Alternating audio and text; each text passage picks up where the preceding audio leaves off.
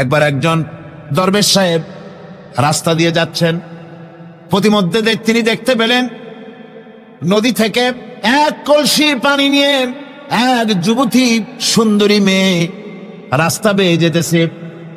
দরবেশ সাহেব দাঁড়ায় গেলেন আর ওই যুবতীর দিকে এক নজরে তাকায় আছেন, চোখে পলক দেয় না। এরপরে যুবতী থমকে দাঁড়ায় গেল। আধা বুড়া মানুষ, দাড়ি অর্ধেক পাইকে গেছে, দেখতে তো দেখায় খুব বুজুর্গ মানুষ, কিন্তু রাস্তায় আমার একা পায়া এমনি করে তাকিয়ে আছে আর চোখ দিয়েও তো পানি পড়ে। ব্যাপারটা কি? দরবেশ কাঁদে কেন? প্রতিমধ্যে আমাকে একা পেয়ে দরবেশ কাঁদে কেন, তাকিয়ে আছে কেন? মহিলার চিন্তা জাগলো। শেখ সাদী রহমতুল্লাহ আলাইহি ঘটনা লিখেছেন, বাংলা এক কবিতার অনুবাদ করেছেন। একদা সুখদায়ক প্রমোদা বদন, দর্শন করি মম ঝরিল নয়ন। হেসে কহে সেরূপসী সবিস্ময় মন, কহ দেখি মহাশয় কহ কি কারণ। বিষয়ে বিরাগী তুমি ভুবনে প্রচার, কি হেতু জন্মিল তব মানস বিকার। যুবতী মেয়েটি বলছে, ওগো দরবেশ সাহেব, হুজুর সাহেব, আমি একটা যুবতী মেয়ে লোক, রাস্তায় আমাকে একা পেয়ে আপনি আমার দিকে তাকায় আছেন আর কাঁদতেছেন। এই বৃদ্ধ বয়সে ভীমরতি হলে কেন? আমাকে দেখে কাঁদেন কেন আর এক নজরে কেন তাকায়ছেন? কারণটা কি? কি কুমতলব আছে? দরবেশ সাহেব বলছেন, হেসে কহিলাম বালে করহ শ্রবণ, নেত্র ঝরে তবু হেতু ভেব না এমন। হে রূপসী মেয়ে, তোমার জন্য আমি কান্দি, একথা একবারও চিন্তা করো না। যে শিল্পী রচিল ওই সুধাংশু বদন, তাহার তরে ঝরে নেত্র নয়নে জীবন। তোমার প্রেম পাওয়ার জন্যে তোমাকে দেখে লোবাতুর এবং কামুক হয়ে তোমার দিকে তাকায় কান্দি, একবারও ভেব না। আল্লাহর কসম আমি কাঁদতেছি, তোমার এত সুন্দর স্বাস্থ্য আর চেহারা যে আল্লাহ রাব্বুল আলামিন বানায় দিলেন, না জানি সেই আল্লাহ কত সুন্দর। যার সৃষ্টি এত সুন্দর সে আল্লাহ রাব্বুল আলামিন না জানি কত সুন্দর। আল্লাহ পাক সেই সুন্দর আল্লাহ রাব্বুল আলামিনকে দেখার তৌফিক যেন আমরা পাই। জোরে বলেন আমিন। জান্নাতীরা খামোশ হয়ে বসে থাকবেন। বিশ্বনবী মুহাম্মদ রাসূলুল্লাহ সাল্লাল্লাহু আলাইহি ওয়াসাল্লাম তখন বলবেন, হায় আল্লাহ রাব্বুল আলামিন, জান্নাতীরা আমার উম্মতেরা, তারা বুঝতেই পারে নাই তোমার কাছে যা বেশি আছে সেটা তারা বুঝতে পারে নাই। হায় আল্লাহ তাআলা, জান্নাতীরা সব নেয়ামত পেয়েছে ঠিক, কিন্তু যার জন্য আরামের ঘুমকে হারাম করে গভীর রাত্রে জেগে জেগে তাহাজ্জুদের নামাজ আদায় করে চোখের পানি ফেললো, যার জন্য জিহাদ করলো, যার আইন কায়েমের জন্য শহীদ হলো, যার জন্য মান ইজ্জত শেষ করলো, হিজরত করলো, কষ্ট করলো, রক্ত দিল, জীবন দিল, সেই আল্লাহকে তারা এখনো দেখতে পারে নাই। ওয়ালাদাইনা মাজিদ এর তাফসীরে বলা হয়েছে, আল্লাহর কাছে যেটা আসে তিনি দর্শন দিবেন। নবী করিম সাল্লাল্লাহু আলাইহি ওয়াসাল্লাম এই কথা যখন বলবেন যে আল্লাহকে আমাদের, এই আমার জান্নাতীদের আল্লাহকে এখনো দেখা হয় নাই, যে আল্লাহর জন্য সব করলো তারে এখনো দেখা হলো না, আল্লাহ তাআলা তখন আপন কুদরতে তার সামনের সব পর্দাকে সরিয়ে দিবেন। সুবহানাল্লাহ। হাসরবাসীরা তখন আল্লাহ তাআলা কোরআনে কারিমে বলছেন, রব তাকিয়ে থাকবেন বান্দাদের দিকে আর বান্দারা তাকিয়ে থাকবে রবের দিকে। সুবহানাল্লাহ। এর মধ্যে কত লক্ষ বছর পার হয়ে যাবে কেউ বুঝতে পারবে না। দুঃখের রাত পোহাতে খুব কষ্ট হয়, আর সুখের রাত কোন ফাঁকে আজান হয়ে যায় টের পায় না, ঠিক না? আল্লাহকে দেখতে থাকবে মানুষেরা। সুবহানাল্লাহ, সুবহানাল্লাহ। আল্লাহকে বলি, আয় আল্লাহ তাআলা, জান্নাতের যে অনুষ্ঠানে তুমি তোমার দর্শন মুবারক দিয়ে জান্নাতীদেরকে তুমি ধন্য করবে, সেই মজলিসের কোন এক কোনায় কানায় আমাদের মতো গুনাহগারদের একটু জায়গা করে দিও আল্লাহ তাআলা। এটা জীবনের সব থেকে বড় কামিয়াবি। সুতরাং আল্লাহ রাব্বুল আলামিন তাকে দেখা যাবে না, কিন্তু তার সৃষ্টি জগৎ থেকে তাকে চেনা যায়। এত সুন্দর ফুল, এটা এমনি এমনি হতে পারে না। হযরত ইমাম আবু হানিফা রাহমাতুল্লাহ আলাইহির সাথে এক নাস্তিকের বাহাস হওয়ার কথা। সে নাস্তিক অস্বীকার করেছে আল্লাহ নাই। ইমাম সাহেব বলেছেন আছেন। আচ্ছা ঠিক আছে, তর্ক হবে, বিতর্ক অনুষ্ঠান হবে। ইমাম সাহেব তার আসার সময় চাইতে প্রায় 1-2 ঘন্টা ডিলে হয়ে গেল। নাস্তিক উপস্থিত জনগণকে বলল, যে লোক তার ওয়াদা রক্ষা করতে পারে না তার সাথে আবার বহস কিসের? এ কথা বলতে বলতেই ইমামে আজম আবু হানিফা রাহমাতুল্লাহ আলাইহি মঞ্চে উঠে এসেছেন। নাস্তিক বলল, আপনার সাথে আমার তর্ক করার উৎসাহ হারিয়ে ফেলেছি। কেন? আপনি যে এতটা সময় ওয়াদা খেলাপ করলেন, 2 ঘন্টা হয়ে গেল, মূল অনুষ্ঠানের শুরুতে আপনি আসলেন না। তিনি বললেন যে তুমি নিরুৎসাহিত হবে তো আমার কাছে দেরি হলো কেন? তারপরে না বলবা। আচ্ছা ঠিক আছে, আপনি বলেন কেন দেরি হলো? তিনি বললেন, আমি এই জায়গায় আসতে গিয়ে সামনে একটা নদী বাঁধলো, এখন আমি আসবো কেমনে? মহাচিন্তায় পড়ে গেলাম, কিভাবে যাব? পারাপারের কোনো ব্যবস্থা নাই। হঠাৎ দেখলাম পাশে একটা গাছ, আগে দেখিনি, দেখি যে একটা বড় গাছ। গাছটা কেমনে কেমনে কাইতে হয়ে পড়ে গেল, কেমনে কেমনে তাড়াতাড়ি করে কতগুলি তক্তা হয়ে গেল, ফটাফট তক্তাগুলি লাগে একটা নৌকা হয়ে গেল, লাফ দিয়ে পড়লো নদীতে। আমি চট করে উঠলাম সেই নৌকায় আর পাড়ি দিয়ে আসলাম। ওই তক্তাগুলি ফাটতে চিটতে আর লোহাগুলি লাগতে তড়িৎ গতিতে তাড়াতাড়ি হইতে যতটুকুন সময় লাগছে আমার আসতে ওই জন্য দেরি হয়েছে। সুবহানাল্লাহ পরে কর। এখন নাস্তিক কয় যে আপনার সাথে আমি তর্ক মোটেই করবো না। কেন? কয় যে আপনার মাথার স্ক্রু ঠিক আছে কিনা। কয় কি জন্য? কয় আপন ইচ্ছায় একটা গাছ ফট করে এরকম হয়ে গেল, কোনো করাত ছাড়া মিস্ত্রি ছাড়া গাছগুলি চিরে ভেরিয়া তক্তা হয়ে গেল, আর কোন রকমের মিস্ত্রি ছাড়াই জোড়াতালি লেগে নৌকা হয়ে গেল, আর মাঝি ছাড়া পালায় গেলেন। আপনার মস্তিষ্কের স্ক্রুগুলি ঢিলা, আপনার সাথে আমি তর্ক করব না। তিনি বললেন, নাস্তিক শোনো, বিনা মিস্ত্রিতে একটা গাছ চিরে ভেরে তক্তা হইতে পারে না, তোমার দলিল। বিনা মিস্ত্রিতে কতগুলি তক্তা একত্রিত একটা নৌকা হইতে পারে না, তাহলে বিশাল আকাশ বিনা মিস্ত্রিতে কেমনে তৈরি হইল?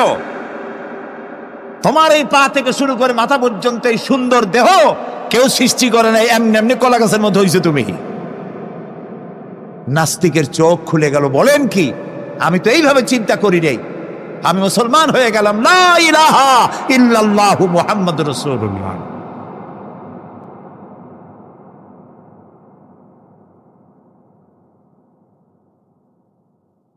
আল্লাহ পাকের অস্তিত্বকে বোঝার জন্য তার সৃষ্টি জগৎ যথেষ্ট। সুবহানাল্লাহ বলেন।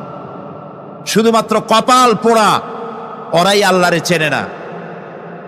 লক্ষ্য করুন, আপনার আমার পা থেকে শুরু করে মাথা পর্যন্ত কি সুন্দর বিন্যস্ত করেছেন আল্লাহ তাআলা। সুবহানাল্লাহ।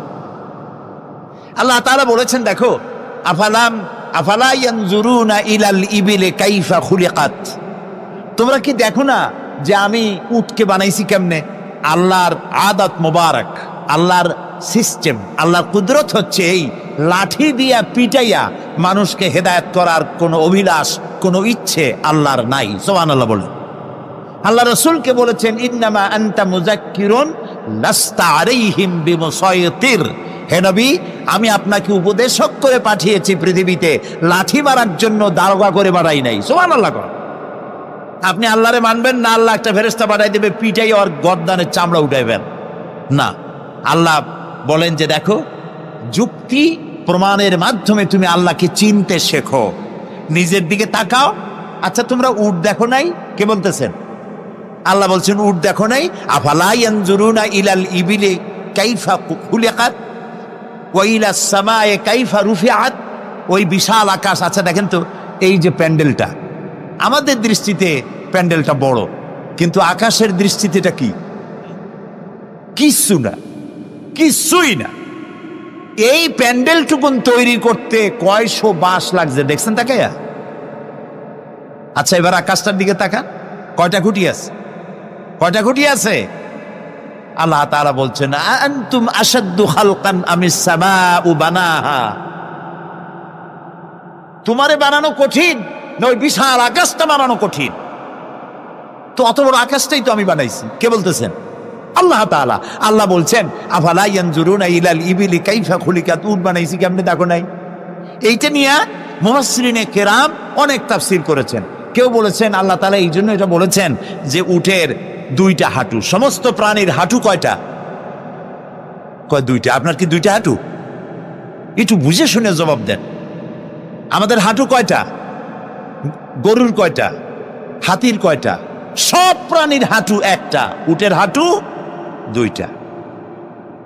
তারপর উট মরুভূমিতে থাকে, মরুভূমির জাহাজ, অনেক কথা অনেকে বলেছে।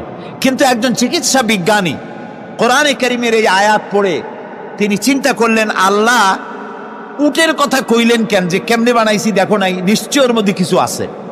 সে উটকে চেরাফারা করলো, উটকে অপারেশন করে, সার্জিক্যাল অপারেশন করে তারপরে তিনি আবিষ্কার করলেন।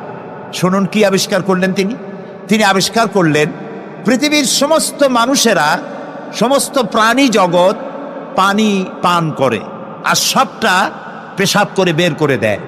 উট একমাত্র প্রাণী পানি পান করার পর সবটা খাইয়া হজম করে না, তার লাঞ্চের কাছে আলাদা একটা চেম্বার আছে, ওই চেম্বারে কিছুটা পানি সেখানে সে রিজার্ভ রাখে।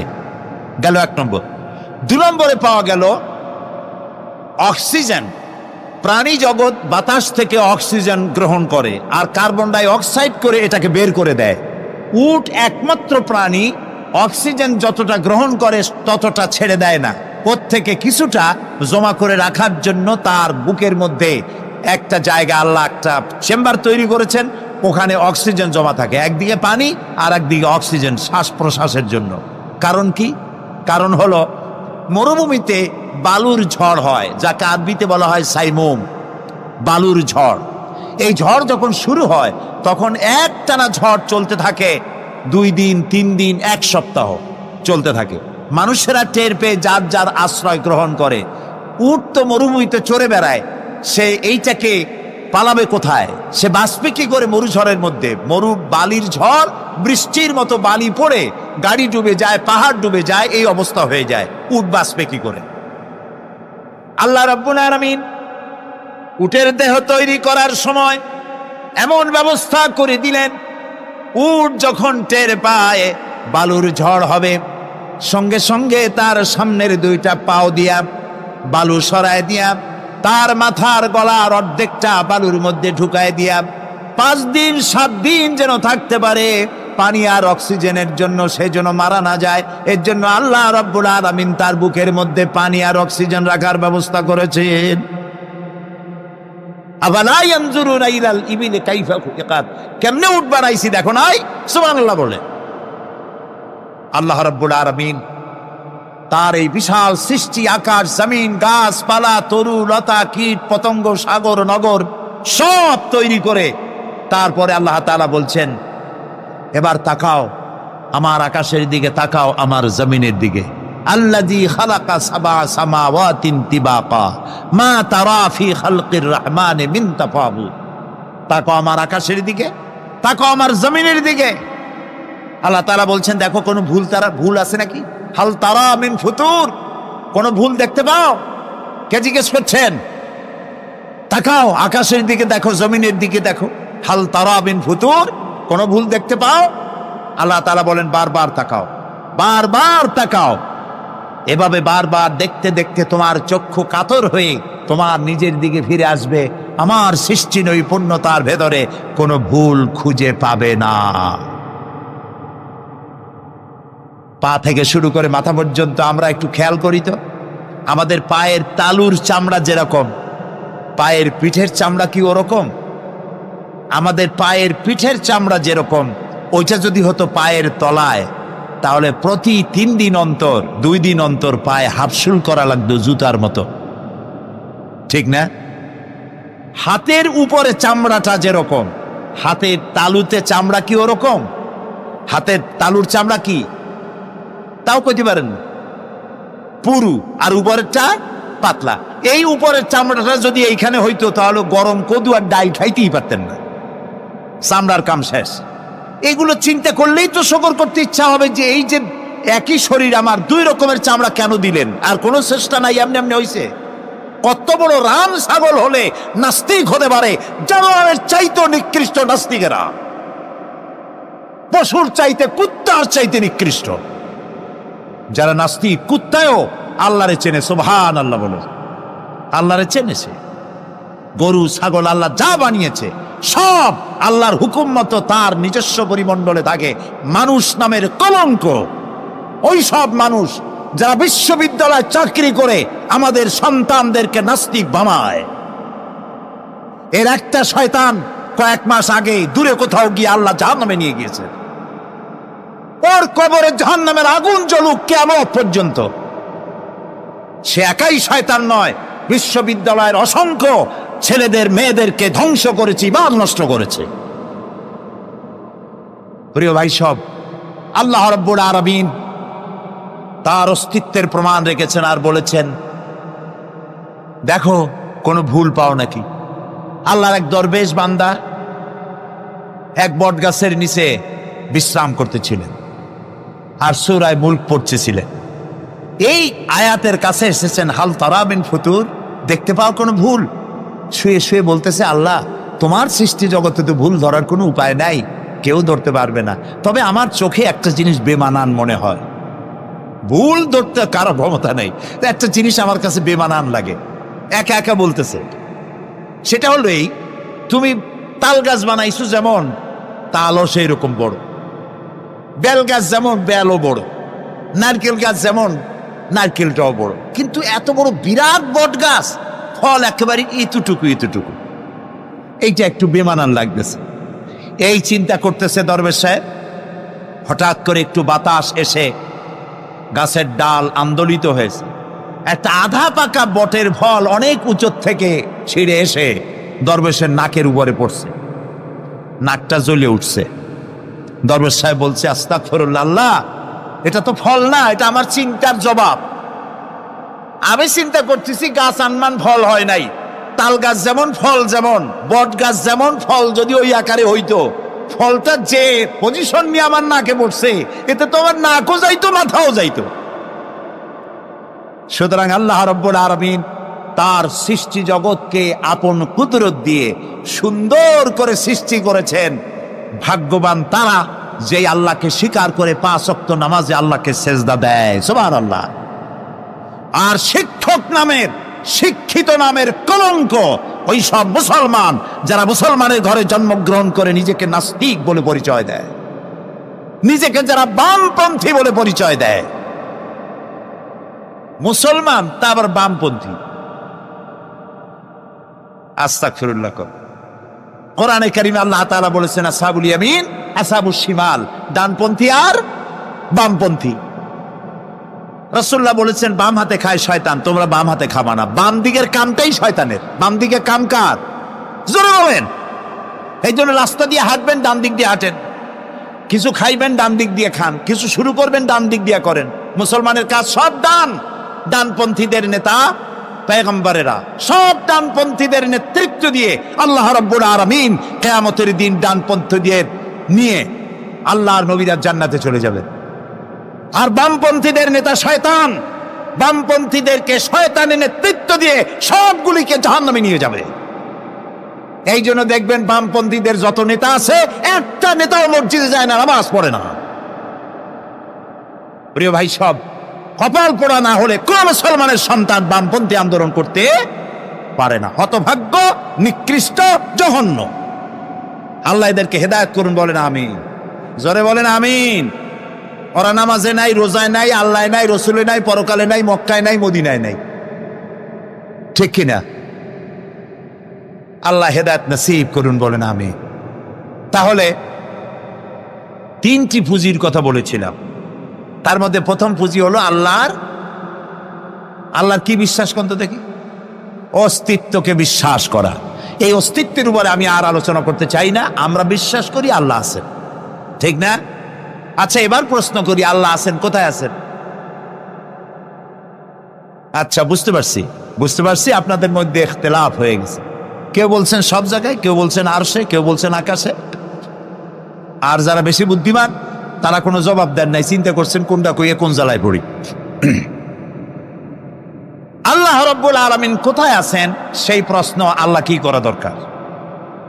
আল্লাহ আপনি কোথায় আছেন এই প্রশ্ন আমরা করার আগে আল্লাহ রাব্বুল আলামিন কোরআনে কারীমের মধ্যে জবাব দিয়ে দিয়েছেন, আর রাহমানু আলাল আরশি ইস্তাওয়া। সুবহানাল্লাহ বলে। আল্লাহ সব জায়গায় আছেন এ কথা ঠিক নয়।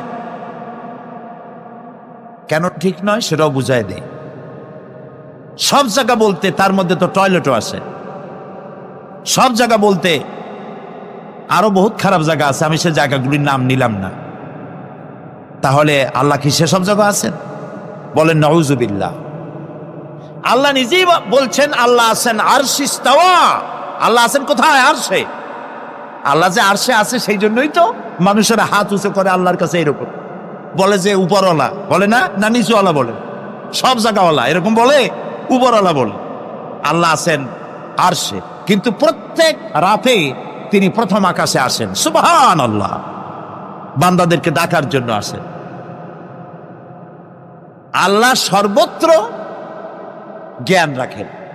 তার ইলমের মধ্যে এক চুল পরিমাণ জায়গা আকাশেও নাই, জমিনেও নাই যে আল্লাহ রাব্বুল আলামিন ওই জায়গাটুকুন সম্পর্কে তাৎক্ষণিকভাবে অবহিত নন। এমন এক চুল পরিমাণ জায়গা আকাশেও নাই, জমিনেও। এটাই হলো আল্লাহ সব জায়গার জ্ঞান, তার ইলমের মধ্যে সব তিনি জানেন।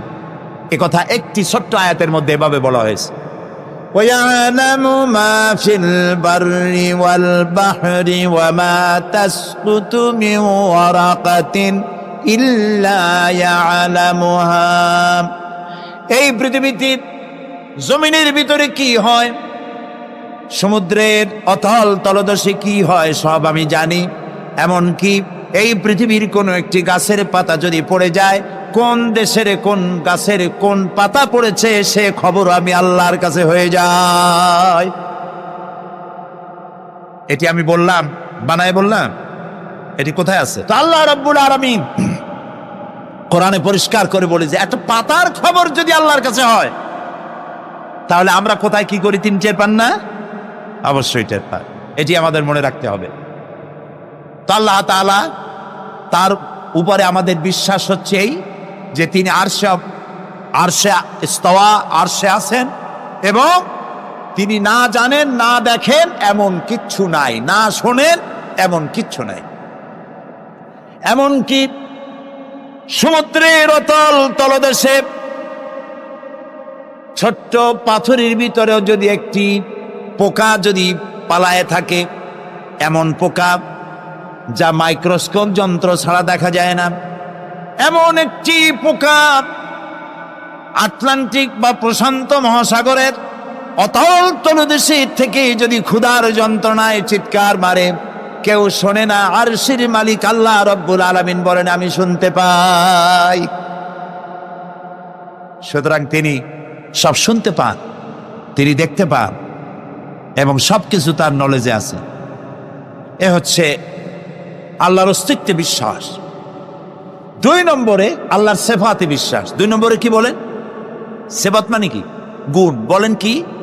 গুণাবলীতে বিশ্বাস। আল্লাহর নাম আল্লাহ। বলেন তো, আল্লাহ নয়, কিন্তু আল্লাহ হচ্ছে অশুদ্ধ, শুদ্ধ হচ্ছে আল্লাহ। বলার সময় মুখটা গোল হয়ে যাবে। বলেন তো, সবাই উচ্চারণ করেন আল্লাহ, আবার বলেন আল্লাহ, আবার বলেন আল্লাহ। সুবহানাল্লাহ, কি মধুর নাম, কি মজার নাম।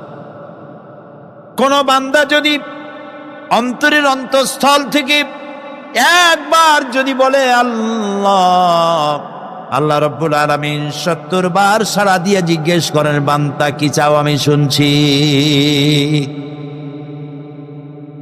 আল্লাহ হচ্ছে ইসমে জাত, আর সিফাতি নাম হচ্ছে বাকি 98টা নাম। মোট ওয়ালাহুল আসমাউ হুসনা। আল্লাহ তাআলা রয়েছে পবিত্র নাম, অনেক নাম, 99টা নাম। কয়টা নাম? আল্লাহ হচ্ছে ইসমে জাত। এই যে আমরা অনেক সময় খোদা বলি, খোদার কসম, খোদার কিরা, খোদা হাফেজ বলি না আমরা? এই খোদা শব্দ যতটা সম্ভব এই শব্দ উচ্চারণ থেকে বিরত থাকা উচিত। কারণ আল্লাহর 99 নামের মধ্যে খোদা বলে কোনো শব্দ নাই। কেউ যদি 10 লক্ষ বার খোদা বলে একবার আল্লাহ বলার সমান হবে না, হবে না। কেমন খোদা বলে আল্লাহ নিজের নামকে পরিচিত করেন নাই। আল্লাহর নাম হচ্ছে আল্লাহ, আল্লাহর নাম কি? আর বাকি হলো গুণবাচক নাম। তিনি রব, তিনি রাজ্জাক, তিনি ওয়াদুদ, তিনি জব্বার, তিনি কাহ্হার, তিনি রহমান, তিনি রহিম। এরকম আছে না নাম? সব গুণবাচক নাম। এই আল্লাহকে বিশ্বাস করতে হবে। 1 নম্বরে তার অস্তিত্ব, তিনি আছেন। 2 নম্বরে গুণ সহকারে বিশ্বাস করতে হবে। আমরা পানিকে বিশ্বাস করি সে চুবাইয়া ডুবাইয়া মারতে পারে, এই হিসাবে বিশ্বাস করি, ঠিক না? আগুনকে বিশ্বাস করি সে পোড়ায় মারতে পারে। সাপকে বিশ্বাস করি সে দংশন করলে আমি মরে যেতে পারি, ঠিক কিনা? এইভাবে প্রত্যেকটা জিনিসের গুণ সহকারে তাকে বিশ্বাস করতে হয়। সেই জন্য আল্লাহকে আল্লাহ আছেন এইটা শেষ কথা নয়, তার গুণ সহকারে তাকে বিশ্বাস করতে হবে। তিনি হচ্ছেন খেতে দেওয়ার মালিক, রাজ্জাক। মানে বলেন তো নামটা কি? রাজ্জাক মানে কি? রিজেক দাতা। কে রিজেক দাতা? এই জন্য রিজেক চাইতে হবে কার কাছে? আল্লাহর কাছে। কোনো অভাব অভিযোগের জন্য আমি কাউকে বলবো না আপনি আমার খেতে দেন, আল্লাহর কাছে চাইতে হবে। চাইবো কার কাছে? আল্লাহর কাছে। খেতে দেওয়ার মালিক তিনি। আচ্ছা বলেন, এই পৃথিবীর মধ্যে মানুষেরা বেশি না হাতি, ঘোড়া, বাঘ, ভল্লুক, ময়না, টিয়া, মাছ, পাখি, পতঙ্গ, কীট এগুলো বেশি? কোনটা বেশি? আমরা বেশি না ওরা বেশি?